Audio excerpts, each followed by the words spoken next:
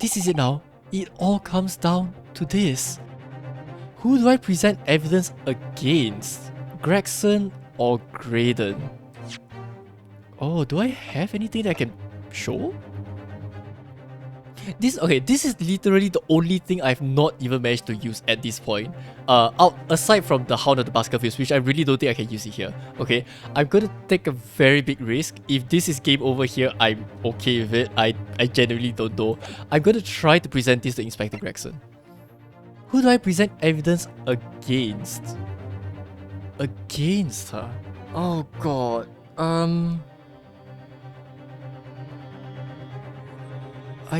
I don't know. Wait, oh god, I feel as though the thing I want to present doesn't make sense, but okay, I'm just gonna take a risk. I want to present it to Inspector Gregson. Inspector Gregson, there's one final piece of evidence I would like you to see. Eh? What's that then? If you refuse to acknowledge that you did in fact strike a deal with the witness here today, then you leave us no choice but to examine this piece of evidence thoroughly. Oh. Well, go on. This is my last chance. It looks like I'm going to have to force his hand here. One final piece of evidence to get this detective to admit to the deal he clearly struck with Graydon. Okay, thank you very much, Ryu. That actually helped me. I have to present the small music box. I'm going to actually force his hand and say, let us take the 2 discs and let us listen to the thing here in court. Right? I mean, we have the disc with us now. Technically, we have the second disc with us. So, it's kind of to force his hand to say that yes, no, I struck it, so please don't play it here, you know, that kind of thing. I think so. Let's try. Please let me get this right. I've been staying on one life for like the past half of the trial. That was scary. Ooh, please work. Is that Mr. McGilda's peculiar music box, counsel? Yes, with a disc already in place, ready to play. Just need one life or clear, yeah, pretty much. I think perhaps now would be a good time to listen to the sound produced by the music box again. Only this time, with the second disc we've just discovered set in place as well. Goodness, this disc, counsel. Of course he's not gonna be happy with this, right? No, wait, I can't let you do that. Why not? Because it's got nothing to do with this case, that's why. Nothing to do with this case? Not true, Inspector. Eh? The defense has already proposed that the sounds heard by the court earlier from this music box were part of a Morse code message. We know that Morse code comprises of 2 distinct tones. The defense believes that the second disc contains the second tone needed to complete the message. And now we have a chance to confirm that theory.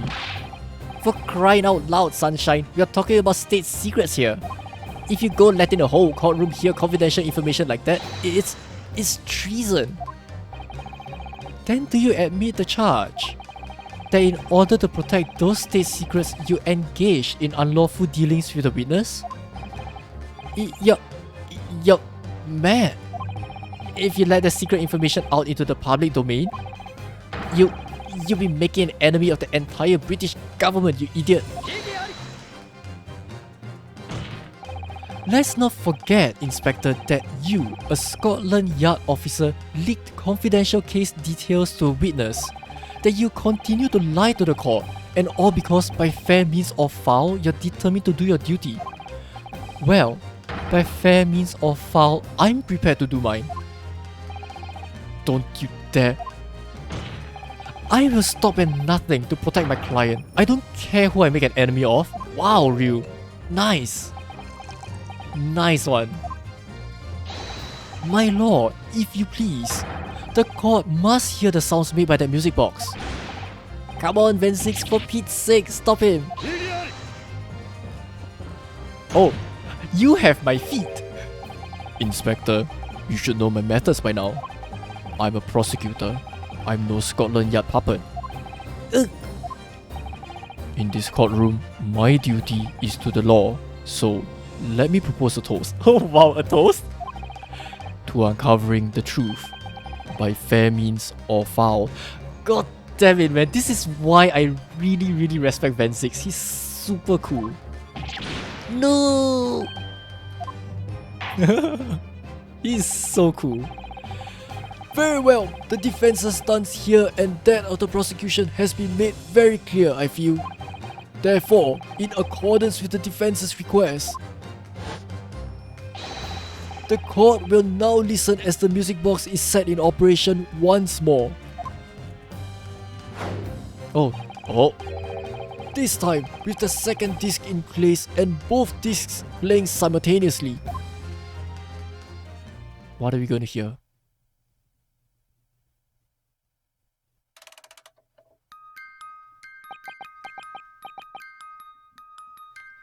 Oh my god. Oh, listen to that. It's unmistakable now. It's Morse code. Alright, I admit it, whatever you want. But for the love of God, shut that blooming box up. Oh.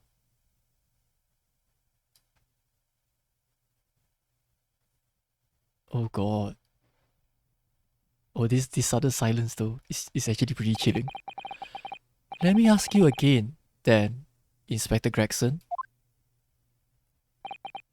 Did you or did you not strike a deal with the witness next to you in the stand, Mr. Ashley Graydon? Specifically, did you furnish the witness with confidential case details in exchange for this music box disc? Did you reveal the existence of the peephole in the pawnbroker's storeroom door, Inspector?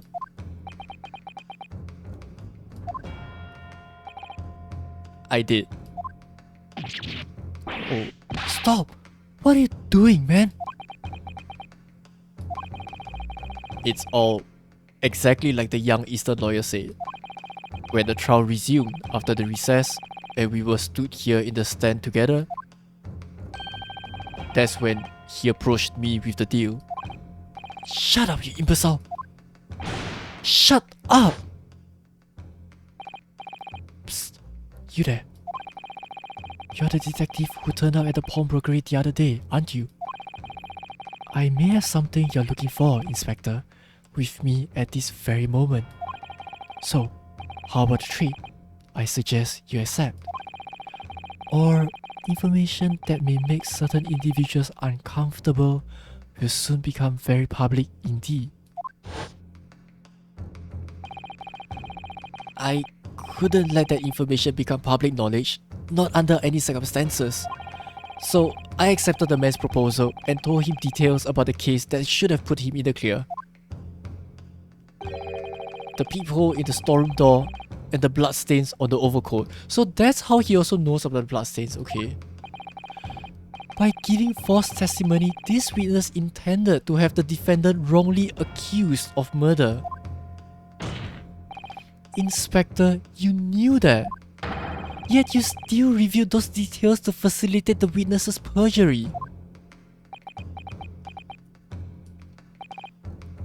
I did. But then, it turned out the peephole had only been made that night after the incident took place. Scotland Yard wasn't aware of that, if I'm perfectly honest. Well, Mr. Graydon, what do you have to say for yourself? Technically you could have chosen the blood, but you failed the second step, possibly. There's nothing and no one left for you to hide behind. You struck a deal with the inspector in order to escape conviction of a very serious crime. Namely this. You are the third intruder who broke into the pawnbrokery on the night in question. And you perpetrated the murder of the proprietor, Mr. Pop Windybank. You... Oh, whoa, what? Traitor! Holy shit, what? Oh, shoot. No, no, no, no, no, no, no. Oh my god. Oh! What? Bailiff! Bailiff! Restrain that man! At once! Oh my god. Gregson, are you okay? That's it then. It's all over. Is it? What is happening now? I'm scared, guys.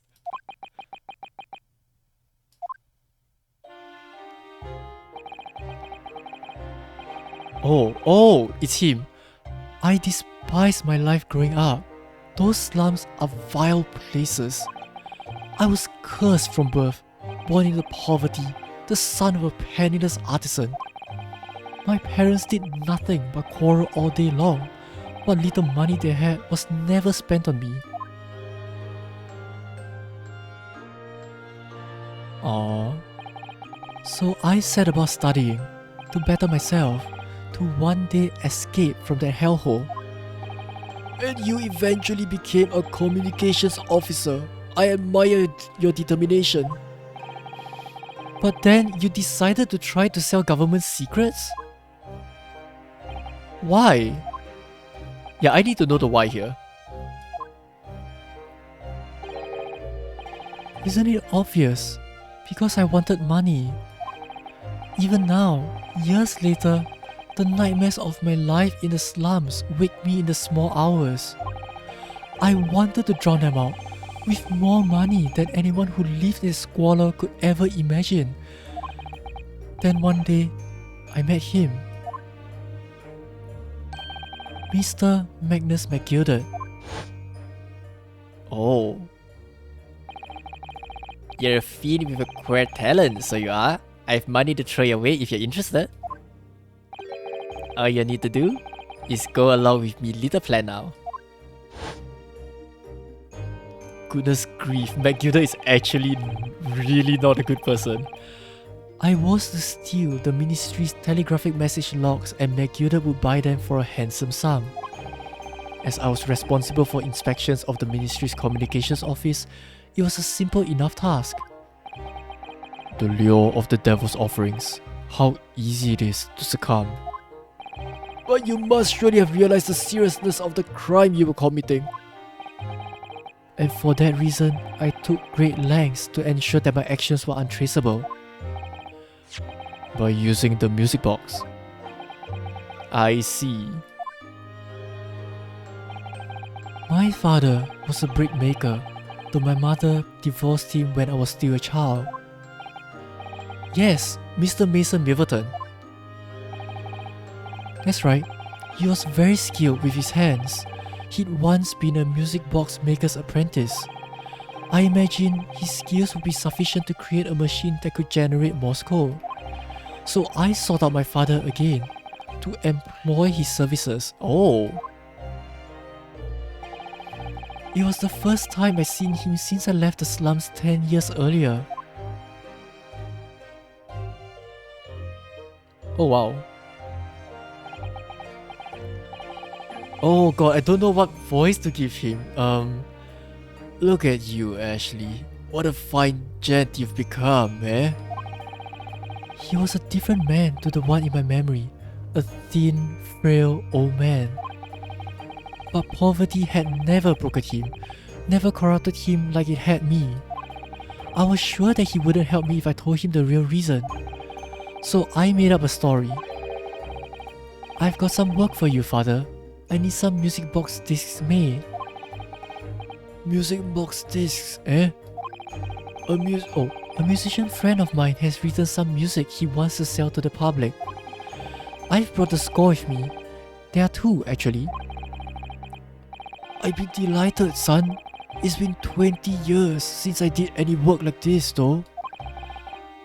Fetch my tools, would you? They're in the loft. That's how I had him make the two discs. Thereby splitting the information in two. You were taking considerable precautions indeed. I'm impressed actually. If that's the case, It literally means that, well, I guess I was wrong about Mason, right? That means Mason was just an innocent party in this entire thing. It was to protect myself as much as anything. It meant that I could deal with McGilder in 2 separate transactions. The first involved the first of the 2 discs and the music box for playing them. I exchanged them with McGilder for 10 guineas. Then, on receipt of the second disc, he will pay 1,000 guineas. Holy crap. So, what happened on the omnibus 2 months ago was the second part of a deal, the exchange of the second disc. Yes, I'd sold the man information that way a number of times already, but it seems he became reluctant to part with his money. Oh. But that doesn't quite make sense, Mr. Graydon. For why was it that on the omnibus 2 months ago, your father, Mr. Milverton, was the one dealing with McGilder and not yourself? When I received the 1,000 guineas after my first completed dealings with McGilder, I decided to give 200 to my father for his troubles. Oh.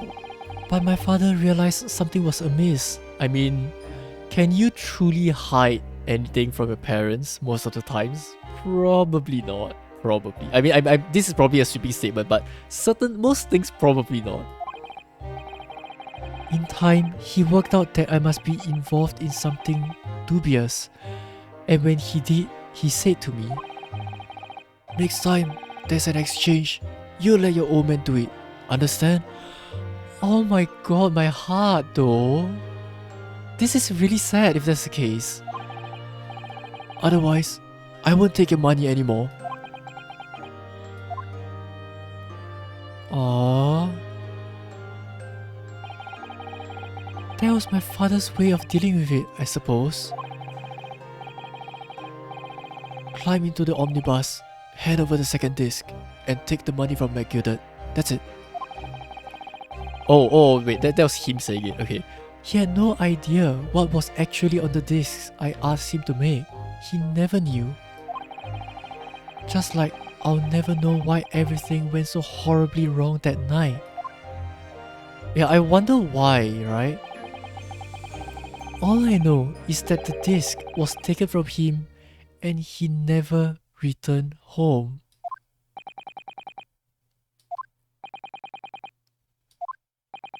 Oh. It was only then that I found out what sort of a monster McGilder really was. So after 10 years of not once uttering it, I swore on my father's name.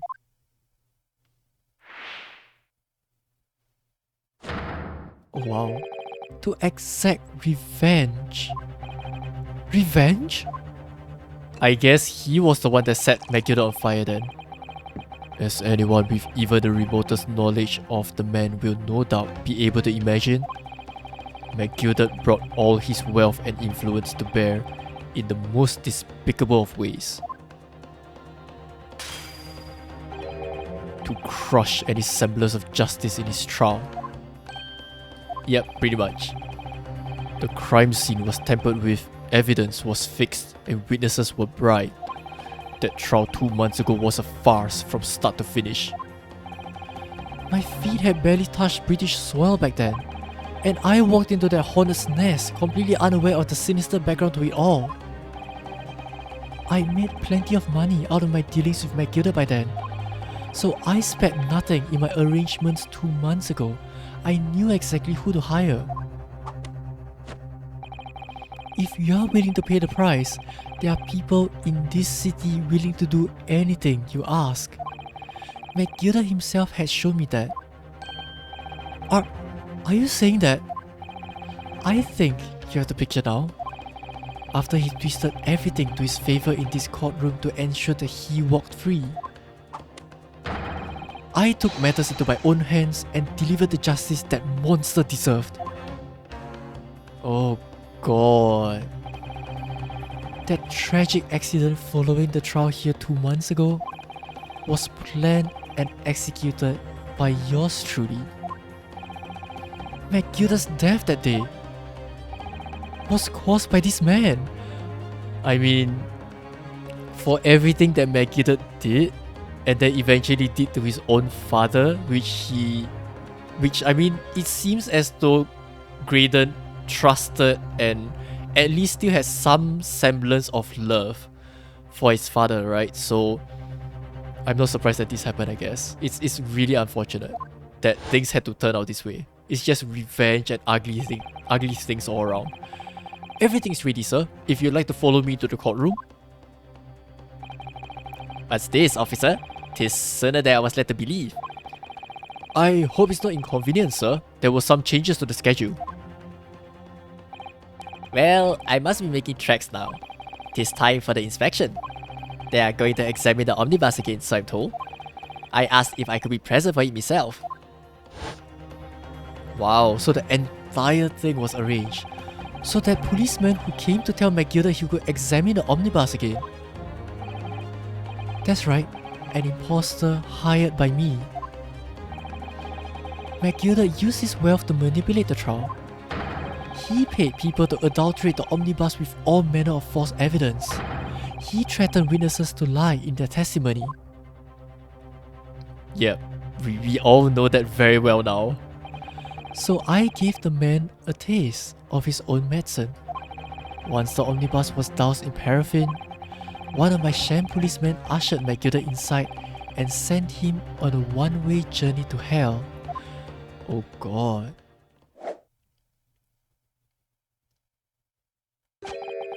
An eye for an eye. That's how I avenged my father's death. A spine-chilling account indeed. Yeah, that is pretty insane. But that wasn't the end of it for me. There was a loose end, you see. A loose end? Yes, I should think it's obvious. The second disc, which my father had taken to exchange with Megiddo. Oh, because now that the disc is out somewhere in public, it literally means that the fact that he has been leaking government secrets would be severely at risk. So he needs to stop that at all costs. Ah, yes. There was indeed no mention of it in the man's trial 2 months ago. Clearly because it had been removed from the scene of the crime. When I realized it was missing, I remembered something. Something from the first time I dealt with Megiddo. Oh, first time? Okay. Oh wow, look at this though. This is the first of the 2 discs and the music box you need to play them. Well, look at that now. What an ingenious little invention. So then, as promised, 10 guineas per year, young man. What's this? Windybank's pawnbrokery?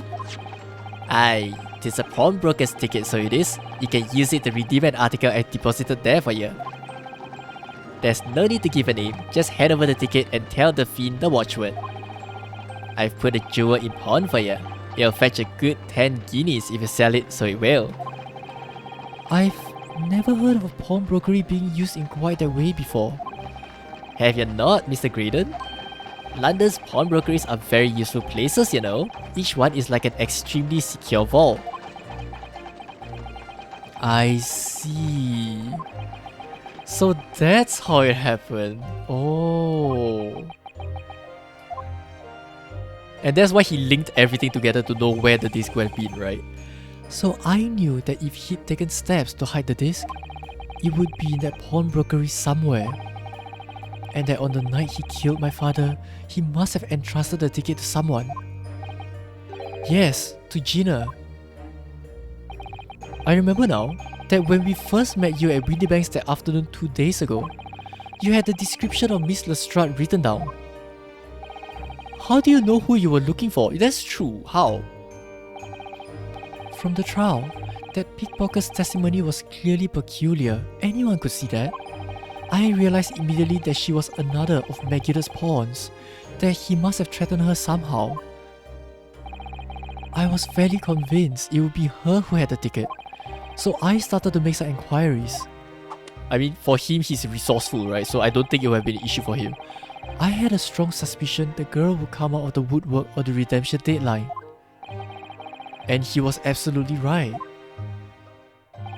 And yes, sure enough, she did. All I needed to do was to wait until the girl went to Windybanks to redeem the articles. But unfortunately, she redeemed only McGilda's overcoat and the one disc that was in his pocket. The all-important music box with the second disc inside was missing.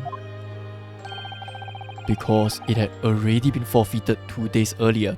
True. So by the time he went there, he didn't know when the music box was like placed in storage, right? So he would have known exactly when it would have been time's up at that point.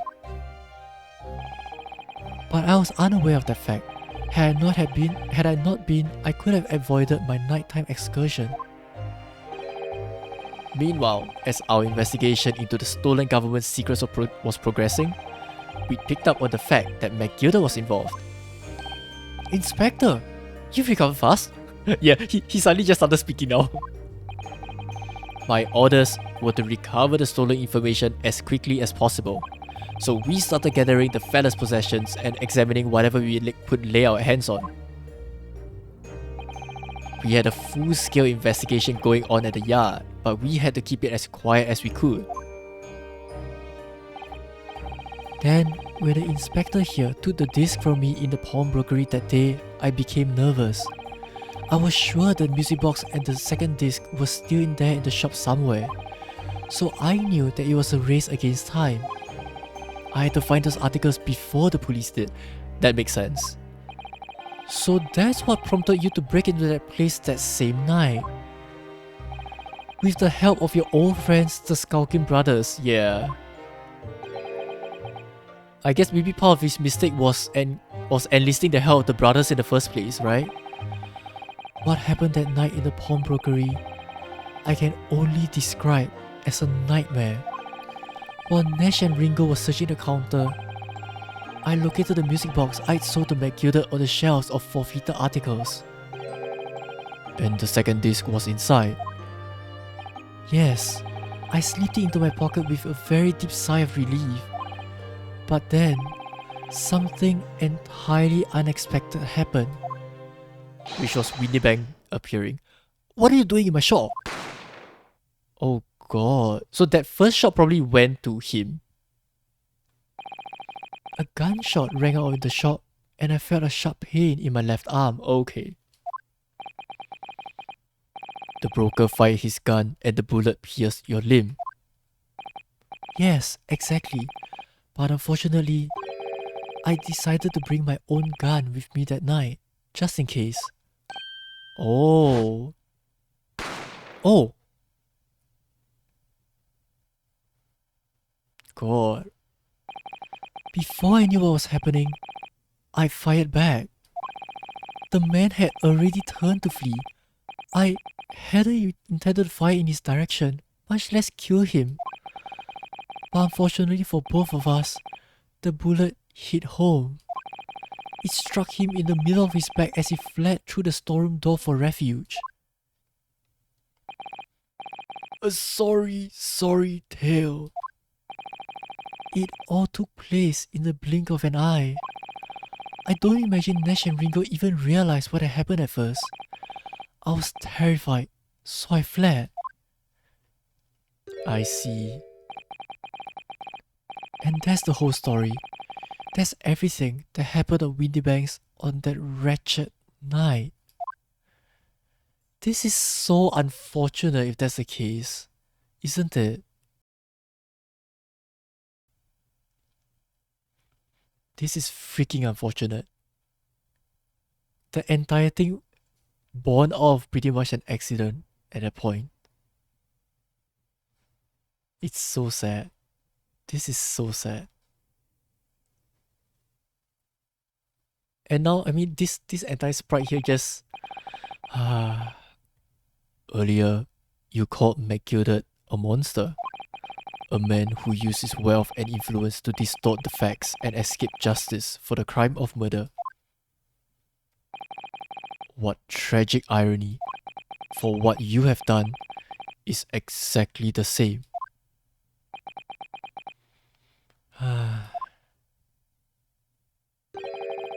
You've become the very monster you saw and despise so deeply in Megilda.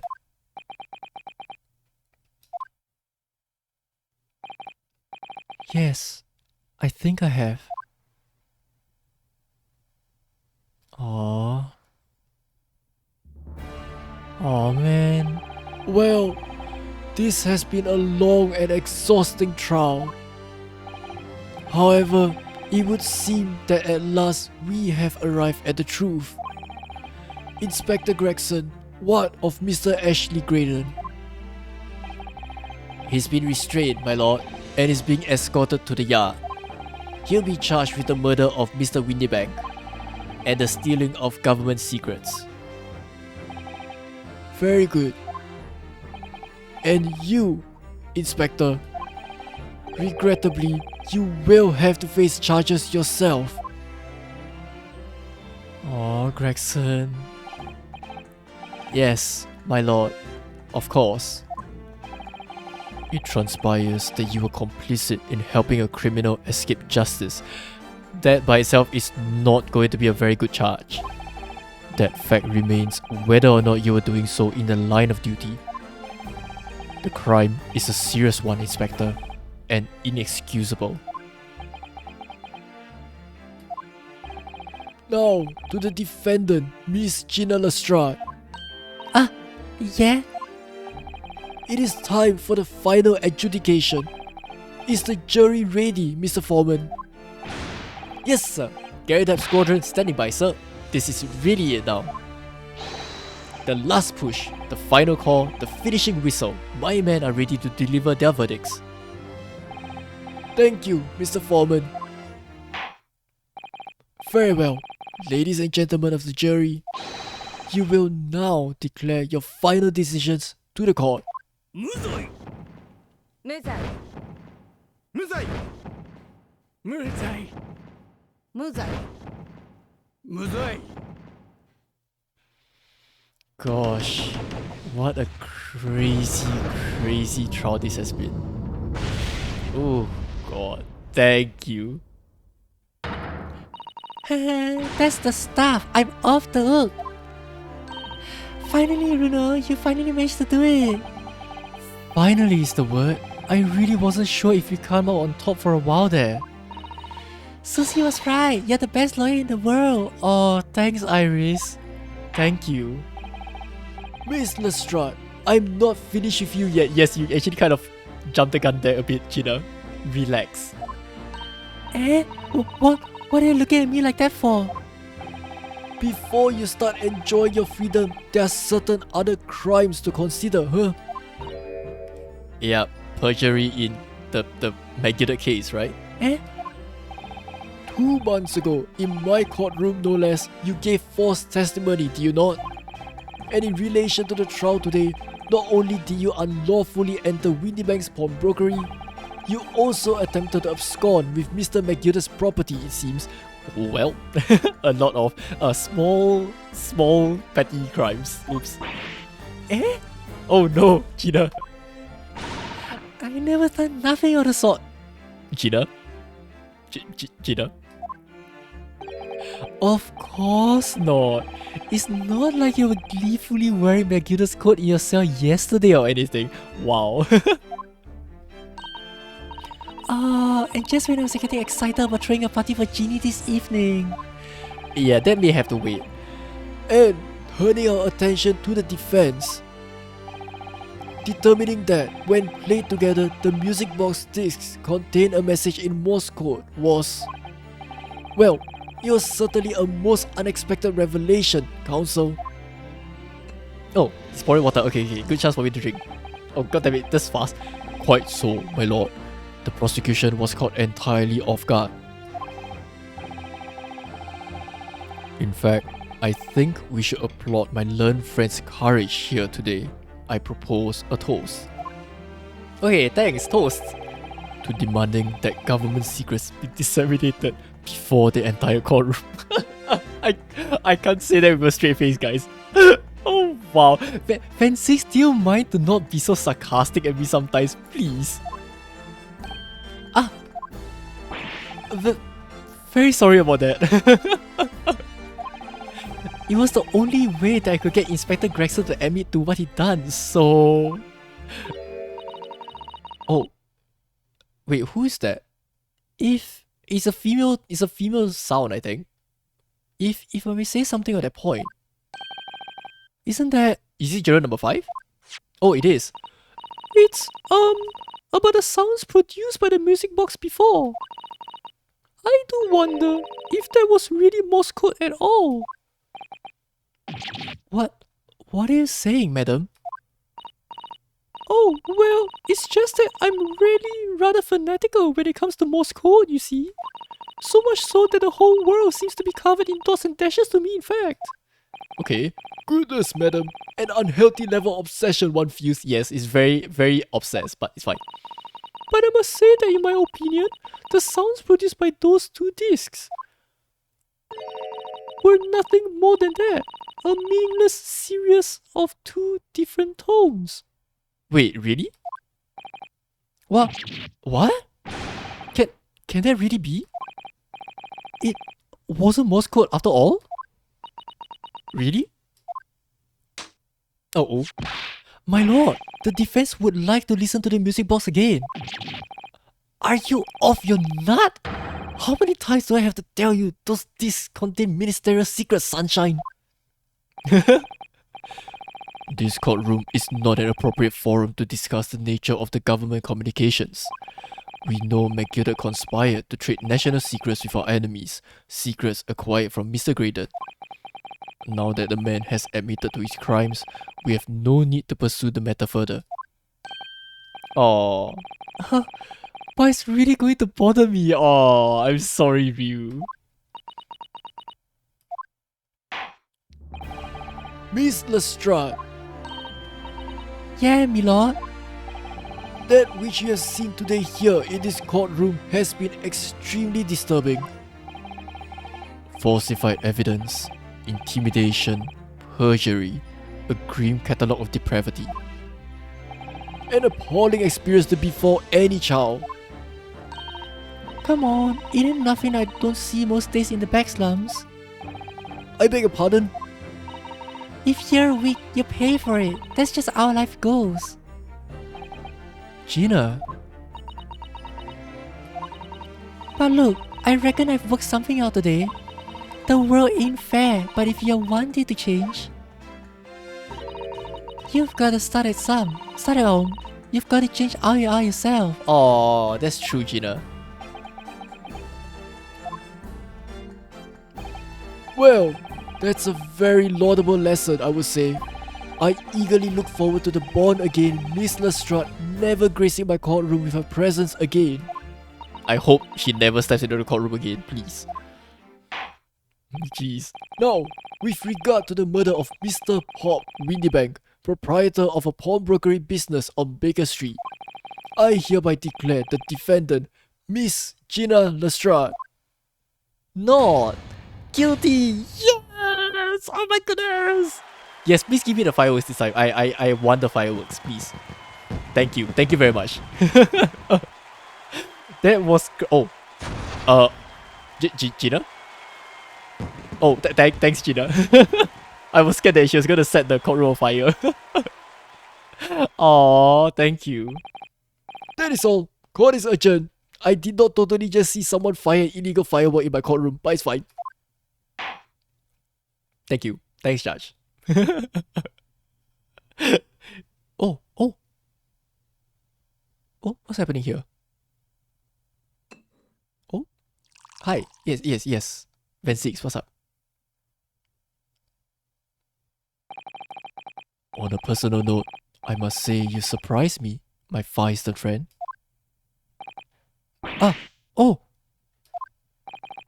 Despite being a Nipponese, you saw through the pretense to the malice that festered within the Englishman, and at the same time, saw through the grime to the surprising heart of your English client. You have a curious talent for judging character, especially considering our very different cultures. I don't think there's anything curious about it. Whether we are from the Empire of Great Britain or the Empire of Japan, We are all human beings. We are not so very different on the inside. Wow. You know, I took this case for one very simple reason. To lock swords with you once again here in the courtroom. So that's why he actually appeared again. You did? When I encountered you for the first time 2 months ago, it reminded me of toasting friendship and trust with another Nipponese, only to find my trust betrayed. What? Through you, I hope to look into the eyes of the man I once knew and try to understand. What is this about? You mentioned something similar earlier today about total betrayal at the hands of the Japanese. What happened exactly? Van6. Well, you may ask. And one day, when the time comes, you will learn the answer whether you like it or not. What? Alright then, I'll wait for that day if I must. What is happening, guys? Coming to be known as the Reaper of the Bailey and my retirement from service 5 years ago. It gives me cause to wonder if our meeting has some deeper purpose. Oh! So, farewell, my learned Nipponese fellow, until we meet again. Wow. Bye, Van6.